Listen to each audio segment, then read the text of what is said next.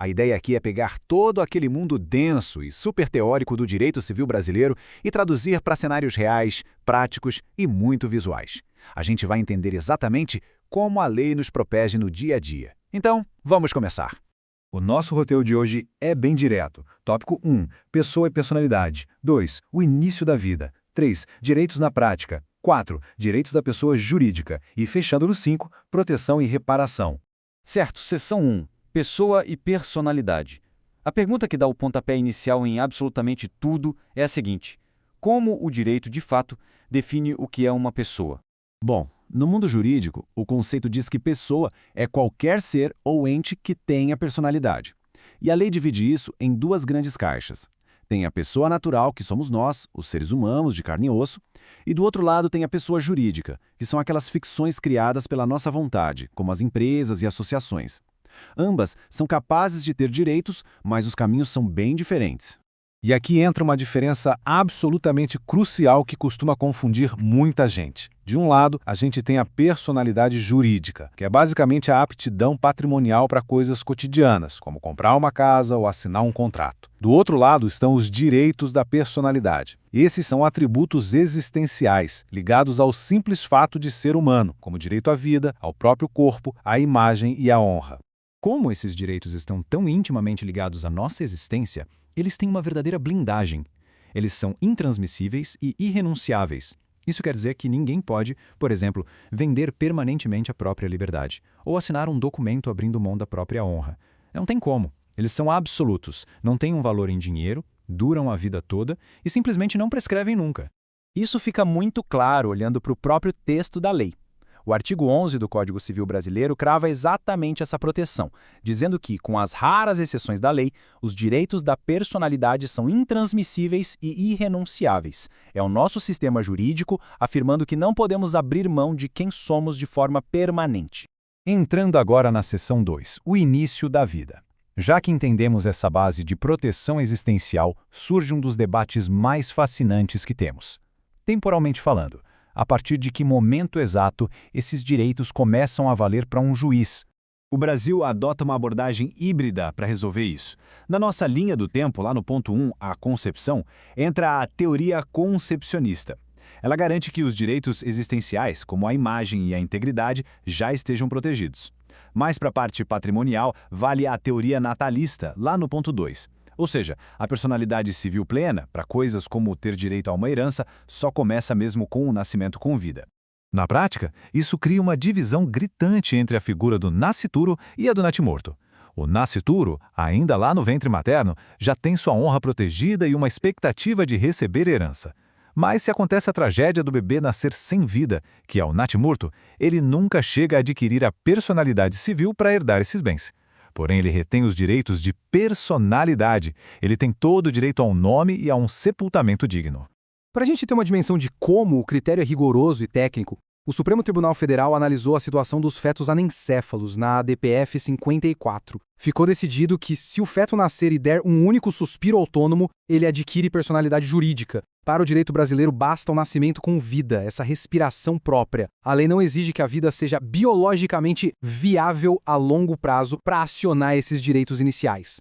O que nos leva à nossa seção 3, Direitos na Prática. Saindo um pouco dessas origens biológicas, como é que essa teoria toda sobrevive no mundo caótico e hiperconectado de hoje? A verdade é que a tecnologia inventou jeitos inéditos de atacar nossa existência humana. Os tribunais estão lidando todos os dias com fake news, destruindo reputações em questão de horas, deepfakes roubando a imagem e a voz das pessoas de forma assustadora e vazamentos de dados que violam nossa intimidade.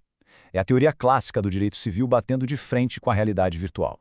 Mas a nossa legislação tem um escudo muito forte contra isso. O artigo 21 do Código Civil é categórico. A vida privada da pessoa natural é inviolável. Isso não é só uma frase bonita. Esse artigo dá aos juízes a ferramenta para agir de forma cirúrgica, parando imediatamente qualquer ato que invada essa privacidade na internet ou fora dela. Passando para a nossa seção 4, Direitos da pessoa jurídica. A gente falou quase exclusivamente de seres humanos até agora. Mas e quando o alvo de um cancelamento ou de um ataque não é uma pessoa de carne e osso, mas uma empresa inteira?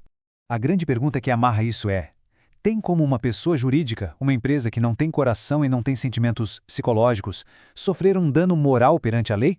E a resposta, de forma bem direta, é um grande sim. O Superior Tribunal de Justiça consolidou isso na súmula 227.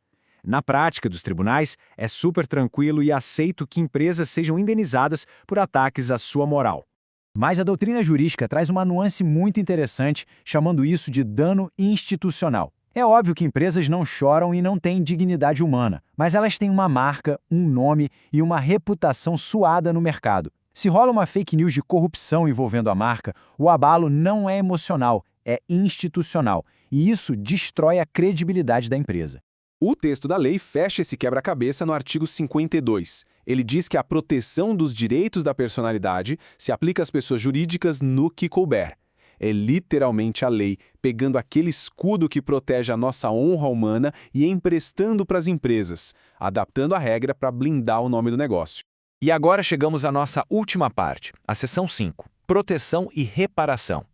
Afinal de contas, sabendo quem tem direitos e quando eles começam, quais são os botões exatos que o nosso sistema jurídico aperta quando esses direitos estão em perigo?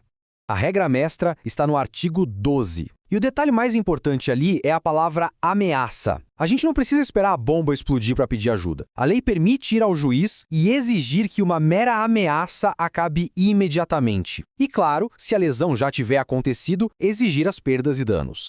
Se a gente mapear esse fluxo, fica claríssimo. Passo 1, existe ameaça de vazamento de uma foto íntima, por exemplo. Passo 2, acionamos a tutela inibitória, que é o juiz dando uma ordem preventiva, uma liminar urgente, para impedir a publicação. Passo 3, os danos morais, que entram em campo para compensar a dor se a foto infelizmente já tiver vazado. A tutela previne, o dano compensa. Para cristalizar essas ferramentas, podemos organizar em 3 pilares. A tutela inibitória, que como a gente viu tem o objetivo puramente preventivo de estancar o problema. O dano moral, que tem a natureza reparatória, para focar no sofrimento causado. E as astrentes, que nada mais são do que multas diárias altíssimas aplicadas de forma coercitiva para obrigar uma rede social a tirar um post ofensivo do ar na mesma hora. E um ponto incrível que não dá para deixar de fora é o chamado dano moral em re ipsa. Em casos extremos, como o vazamento não autorizado daquela foto ou colocar o nome de alguém indevidamente na lista de inadimplentes, o dano é simplesmente presumido. Ninguém precisa de um laudo psiquiátrico para provar que está sofrendo. A própria violação daquele direito já deixa óbvio para a lei que a pessoa foi profundamente abalada. E assim, o direito civil mostra que é um organismo vivo, se adaptando a cada nova realidade. Mas com a tecnologia avançando numa velocidade absurda, fica a reflexão para fecharmos a nossa análise de hoje. Num futuro muito próximo, exatamente onde vamos traçar a linha entre a liberdade de expressão irrestrita e o direito sagrado e inviolável à nossa própria identidade?